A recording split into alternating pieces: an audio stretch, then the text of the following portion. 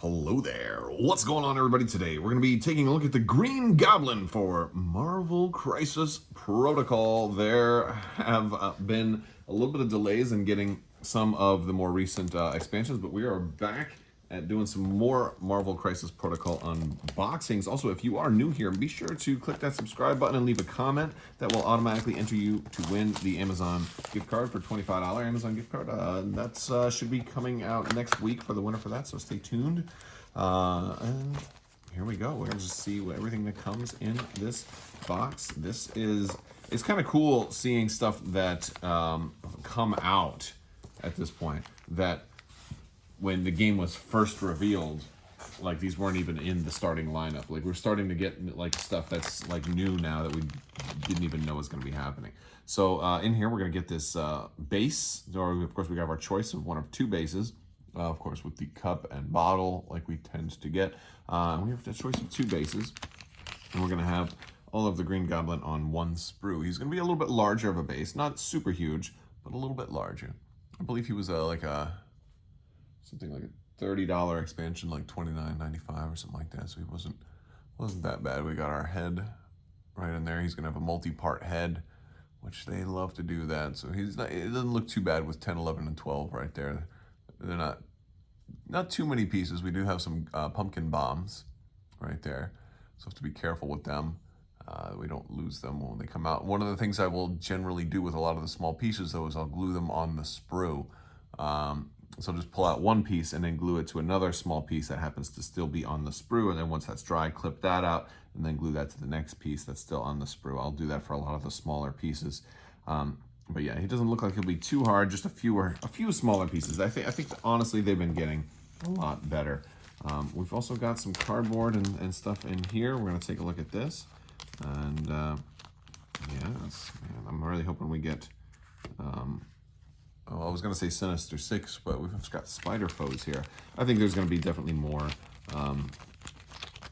stuff coming as far as more factions, more affiliations. Yeah, we have our Spider Foes card already, and that's going to give us a little preview of more things to come. I'm going to be talking a little bit more in the not too distant future about some of the things like Kingpin that were already announced. Have not seen a preview for Carnage yet, but we do know he's coming. We already have Dr. Octopus. We already have Venom. So you can certainly already put together Spider Foes. Plus, we already have Winter Soldier, who also helps join a faction of your choice. So let's take a closer up look at the cards. And oh boy, look at this cardboard. This is a new one, right? I like that. I like the little crazy eyes. I like that. All right, let's take a closer up look at the cards. All right, here we go. We've got Green Goblin's card. He is he's going to cost 4 points. He is going to come in at only he's a height 3, so he's a little bit bigger. Movement medium, and he's got 5 health. He's going to have 3, 3, and 5, so he's definitely protected against magic, right? Which is or mystic, stuff.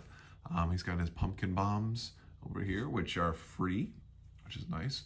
And they're going to roll 5 dice at range 4, so that's a good long-range attack. Before choosing a target, this character chooses whether its attack type is energy or physical, which is always nice. After this target is resolved, the character gains power equal to the damage, and then it's got a wild for Bag of Tricks. Before damage is dealt, the enemy character gains one of the following conditions: bleed, poison, or incinerate. I think incinerate is the new one. I don't know if that one's in the rulebook. I'll have to go and look that one up. And then he's got Knight of the Goblin, 7 damage or 7 dice attack at range 3. And this one's also melee, or I'm sorry, physical rather. Before choosing a target, you choose the attack type, and then the target gains poison and incinerate. Oh, that's nicer. Okay, so that works out pretty good. Now for he's got a lot of specials. He is a leader if you want him to lead the Spider Foes. He's got Oscorp weaponry. Once per turn, when an allied character is attacking, it can spend a power when modifying opposing defense dice. If it does, it may reroll 1 opposing defense dice. So, that's kind of cool. So you can basically spend a power to reroll. Your opponent, like if you attack and your opponent rolls a couple of blocks, you can spend a power to force them to reroll one of those blocks. or whatever. Maybe they don't want to re-roll a wild or something like that. So that's pretty cool. Let's see, Glider Ram is going to cost 3. This character is thrown medium, so that's, again, it's a crash into somebody and deal damage to them. He's got Arch Nemesis Peter Parker. It makes me really wonder if we're going to get additional versions of Peter Parker. I think something like that is definitely in the cards. I'm actually really hoping to see like an Iron Spider here pretty soon. I think that would be pretty cool. When attacking Peter Parker, this character may modify or re-roll his skull results. Oh, nice.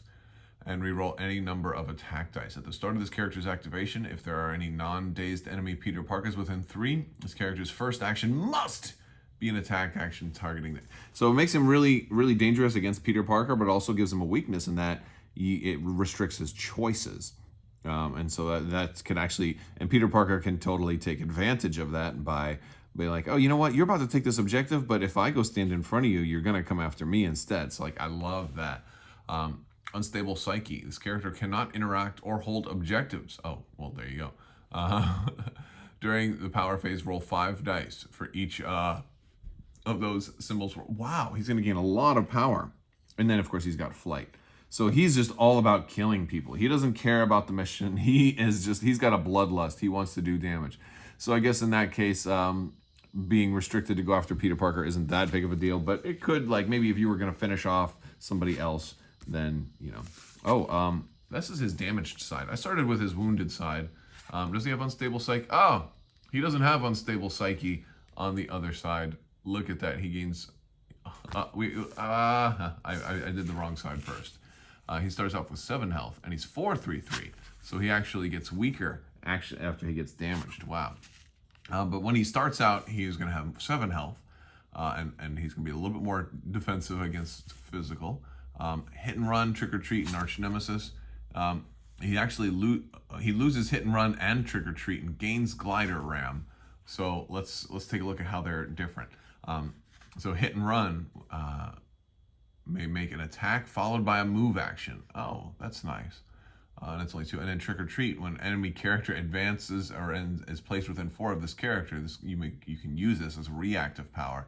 Choose an interactive terrain feature 3 or less, and destroy it, and then they suffer damage as a collision if the terrain feature had collided with. So basically, you can throw something at somebody as a reaction. Wow. But again, you lose that ability once you start to go insane, right? You still Arch Nemesis Peter Parker.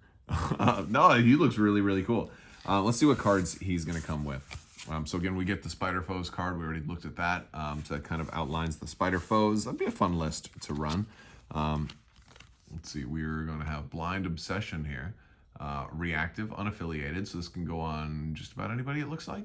At the start of the activation phase, any character may spend 3 power to play this card. The character that played this card gains an Obsession token. I think that's probably this one right here, the Obsession token. Yeah. Choose an enemy character. While a character that played this card has an Obsession token, adds 2 dice to attack rolls when targeting the chosen character. When the character with the Obsession rolls defense dice, if the chosen character is attacking, add 2 to the defensive dice roll. If it's not the chosen character, remove 2 dice from the defense roll. The character that played this card loses the Obsession token when the chosen character is KO'd. That is actually really cool. I kind of like that. So basically, it lets you laser focus one person. And since that seems to, it doesn't have to be Green Goblin, but it makes sense that you would want this on Green Goblin and put it Obsession token on Peter Parker. So that's cool. And so this one is for, Goblin and an Octopus. We got to be getting a Sinister 6, right? Like, that's so cool. Oh, who is this right here? Oh, it's Miles Morales and Peter Parker. Awesome. Green Goblin and Dr. Octopus may spend 3 power each to play this card. Roll 5 dice for each enemy character holding an objective token. The enemy character suffers 1 damage for each Bang and Wild rolled. A character damaged this way drops all objects it was holding. The player chooses in order in which enemy characters are affected. Wow. Wait a second. Hold on. Is there a range on this? All right, it's expensive. 6 power total, and you have to have these 2, and they each have to have 3. Roll 5 dice for each enemy character holding an objective token. The enemy, 1 damage, and then, wow. That hits everybody on the whole board. That's an insanely good card. That's really, really effective. Wow, that's pretty good. Like, cue the Owen Wilson. Wow, that's a good card. Wow. All right, let's look at the miniature. I'm going to build this thing out. All right, so here we got Green Goblin assembled. It wasn't too bad. This little connector piece here, though, kind of can go down and up pretty easy, so I kind of had to hold the glider in place to the smoke for a little while after gluing. But no, he looks really, really nice when he's fully put together. We've got that kind of dynamic throwing of the pumpkin bomb action pose there. He's on the glider. I think I screwed up a little bit on the back there. I left a little gap. I could probably fill that in with a little green stuff or putty or something like that. But that's probably a result of me not filing down all of the pieces after I took him off of the sprue. So that's usually something I try to avoid. I think I did this kind of in haste this time. But yeah, no, he's I like the pose. I like how it's so dynamic. He's got the puff of smoke there. I went with the sewer base because he's very much a New York City kind of villain, you know. Yeah, but no, it looks pretty radical. All right, well that's it for the Green Goblin unboxing for Marvel Crisis Protocol. Be sure to check out more stuff coming. I think I'm going to bring to you guys a twofer next time. That one should be pretty fun. And I will talk to you later. I want to thank you so much, and as always, have a great day.